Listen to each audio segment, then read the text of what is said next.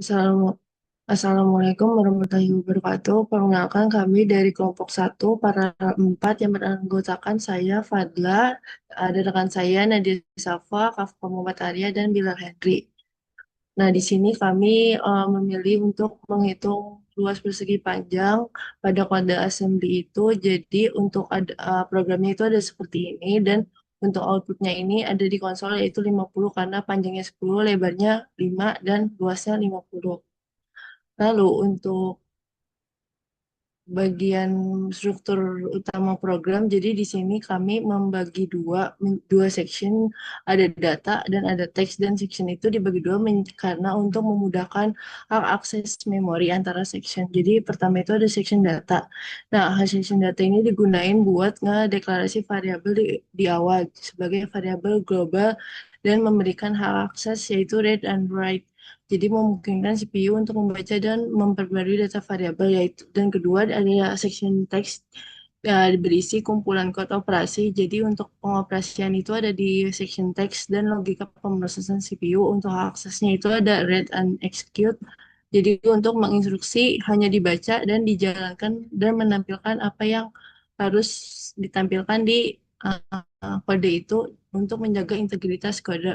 Lalu ada define double word atau DD. Jadi di sini berfungsi untuk mengalokasikan memori sebesar 32 bit atau 4 byte untuk setiap variabelnya. Jadi bisa dilihat di sini ada panjang itu ada 10 dan dia mengalokasikan sebanyak 4 byte dan lebar sama 4 byte juga yang lebarnya itu 5 dan luasnya itu 0 karena sebagai tempat penyimpanan kita untuk menyimpan nilai luas nanti pas kita menghitung.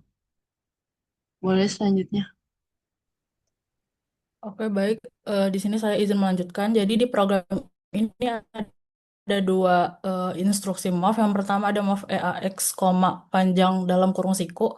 Nah, instruksi ini bertugas untuk mengambil nilai variabel panjang dari memori lalu memindahkannya ke register EAX.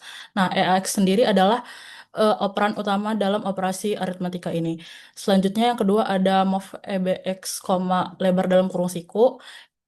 Seperti yang tadi, cara kerjanya sama, yaitu mengambil nilai variabel lebar dari memori dan menyimpannya ke register EBX. Nah, EBX sendiri adalah operan kedua. Baik, lanjut. Nah, jadi di sini di program ini ada dua register. Yang pertama register EAX atau Extended Accumulator Register. Jadi yaitu register 32 bit yang menjadi register utama untuk kalkulasi. Di program ini setelah instruksi move EAX dijalankan, EAX akan menyimpan nilai panjang yaitu 10. Nah, nanti setelah proses perkalian IMUL selesai, EAX akan secara otomatis menyimpan nilai hasil akhir dari perkaliannya yaitu 50. Nah, ini bisa dilihat di bagian kiri di CPU simulatornya, terlihat bahwa EAX-nya itu bernilai 50. Sedangkan yang EBX atau Extended Base Simul EBX atau Extended Base Register adalah register 32 bit yang berperan sebagai operan kedua. Nah, setelah move EBX dijalankan, EBX akan menyimpan nilai lebar yaitu 5. Nilai inilah yang nanti akan digunakan sebagai pengali di instruksi IMUL. Baik, lanjut. Nah, selanjutnya ada direct addressing mode atau yaitu mode pengalamatan di mana alamat memori yang ingin diakses ditulis langsung dalam memori, dalam instruksi maksudnya, dan ditandai dengan tanda kurung siku. Nah, jadi cara kerjanya itu dapat dilihat dari contoh di diagram. Saat CPU membaca instruksi move EAX, panjang dalam kurung siku, maka CPU langsung mencari alamat memori di label panjang, kemudian mengambil nilai yang ada di alamat tersebut yaitu 10, lalu menyimpannya ke register EAX. Nah, perbedaan antara dengan dan tanpa kurung siku yaitu kalau tanpa kurung siku, EAX-nya hanya menyimpan alamat variabelnya saja, bukan nilainya. Sedangkan yang menggunakan kurung siku, EAX-nya itu menyimpan nilai aslinya yaitu 10. Baik, sekian dari saya. Lanjutkan ke rekan saya. Baik, saya akan menjelaskan bagian proses perhitungan utama dalam program assembly kelompok kami. Nah, setelah nilai panjang dan lebar berhasil kita masukkan ke dalam register, proses eksekusi ini dilanjutkan pada baris yang 9 yaitu imul EBX dan baris 10 yaitu mov luas EAX. Nah, dua baris ini adalah inti dari operasi aritmatika dari programnya. Nah, gampangnya itu baris pertama itu bertugas untuk melakukan kalkulasi perkalian nilai yang ada di register, sedangkan baris berikutnya berfungsi sebagai instruksi pemindahan data untuk mengamankan hasil perkalian tersebut kembali dari register ke dalam memori yang udah kita siapin. Lanjut. Nah, kalau kita misalnya perhatiin lebih detail lagi, di perintah imul.bx di baris ke-9 itu, di situ kan cuma tertulis satu operan aja ya, yaitu si register EBX. Kenapa bisa gitu? Di sini itu ada konsep yang namanya implicit addressing yang dia itu bekerja. Nah, dalam arsitektur x86, instruksi perkalian imuli dengan satu operan secara otomatis atau implisit menganggap bahwa register EAX adalah pengali utamanya. Jadi, meskipun kita tidak menuliskan EAX di dalam sintaks kodenya, CPU udah ngerti kalau perintah ini berarti mengalihkan isi dari register EBX dengan isi dari register EAX. Nah, pendekatan ini yang membuat penulisan instruksi assembly menjadi lebih ringkas dan efisien. Oke, bisa dilanjut. Hmm. Lalu bagaimana hasil akhir tersebutnya itu disimpan? Nah, setelah instruksi imul EBX tadi dieksekusi, CPU selesai mengalihkan nilai 10 dari EBX dengan nilai 5 dari EBX.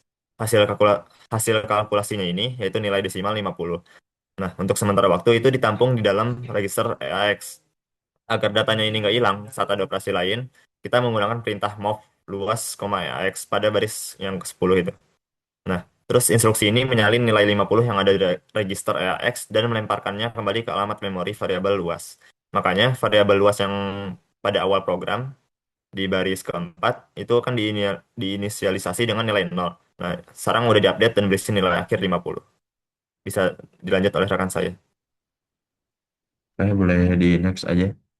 Nah, pada kesempatan ini saya akan bahas ENT dan HLT. Jadi, ENT ini berarti singkatan dari interrupt yang berfungsi sebagai eh, instruksi yang memberikan sinyal kepada simulator untuk menghentikan eksekusinya. Nah, dalam konteks program ini, in ENT1 ini memicu simulator untuk mendebug status sistem dan mencetak hasil angka 50 ke konsol. Boleh di next?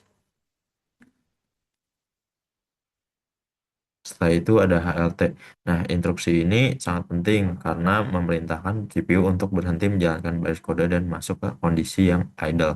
Dan juga menandakan kalau program telah selesai dieksekusi sepenuhnya. Oke, next. Nah, kesimpulan dari proyek kelompok 1 ke 4 yang kami lakukan adalah program assembly ini berhasil menghitung luas persegi panjang dengan rumus 10 kali 5 sama 50 secara akurat dengan simulasi. Nah, sekian penjelasan dari saya yang sekaligus menutup presentasi video pada kali ini. Mohon maaf bila ada salah kata dalam penyampaian dan terima kasih. Wassalamualaikum warahmatullahi wabarakatuh.